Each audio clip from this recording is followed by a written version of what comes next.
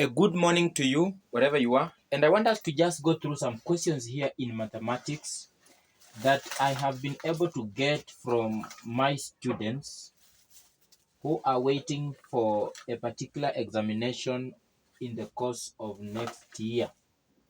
So we'll actually be able to proceed with our class and get the answers to the questions the students have just forwarded to me.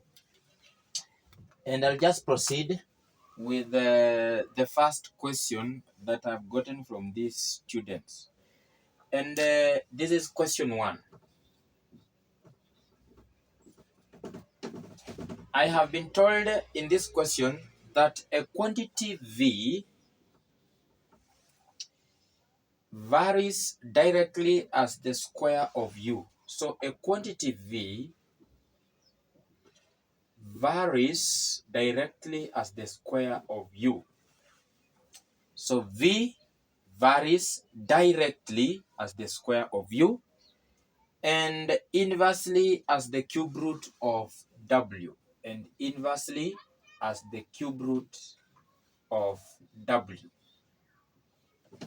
And there's a difference between the cube and the cube root, the square and the square root. I can say the square of 2, that means 2 squared.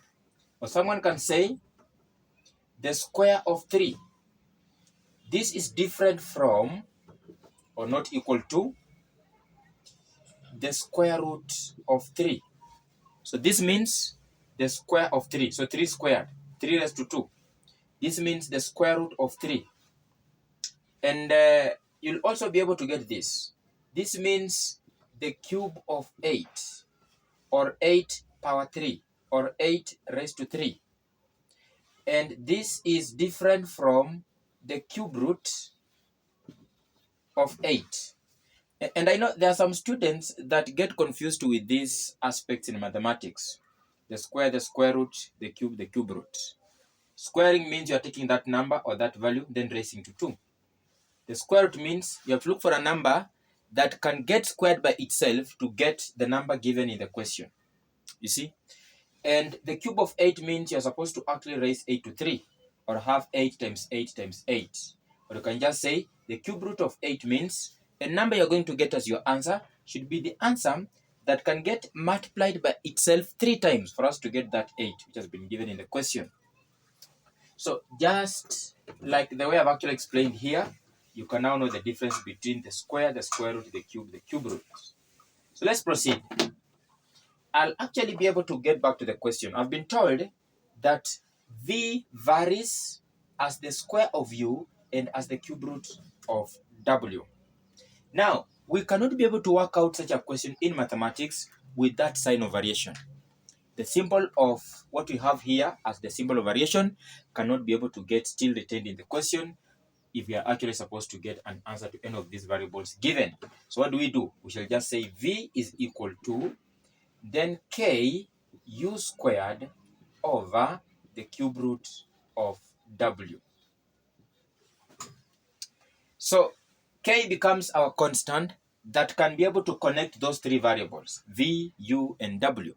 Without the K, V, U, and W will not have any relationship. They cannot get connected. So this becomes the equation connecting the 3 variables if a constant K is supposed to be considered in this case. Now, they have said that when U is 5, you've been told that U is 5, okay? And in that case, W will be 8. And lastly, our V is 375. Why do the examiners give us these values? They are random numbers or numerals that can get plugged into that equation connecting the 3 variables so that at the end of the day, the student is able to get the value of the constant K.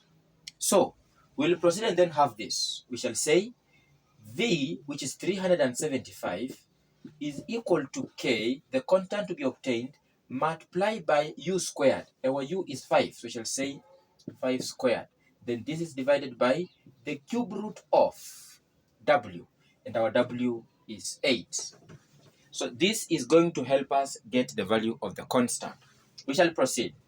This is 375 is equal to 25k, then divide by the cube root of 8 is 2. The cube root of a number is obtained by putting this in mind, that you need to get a number.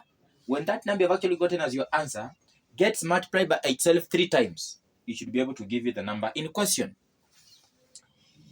And we shall be able to now get k. How? We shall just say times 2 times 2. This and this will disappear. So 375 times 2, that gives us 0, carry 1, 15 carry 1, and this is 7. So 750 is equal to 25k. You divide both sides by 25 for us to get the value of k. So my brother, my sister, our k is going to be, so that is 750 divided by 25. 375 times 2, then divided by 25. So our k is 30.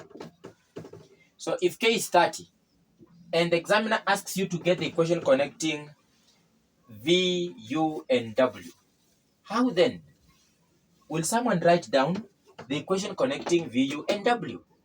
An equation connecting 3 variables, or 2 variables, even more than 3 variables, is that equation that gets written down with those variables with the constant getting included. For example, I'll come here and say v is equal to, now our k is 30.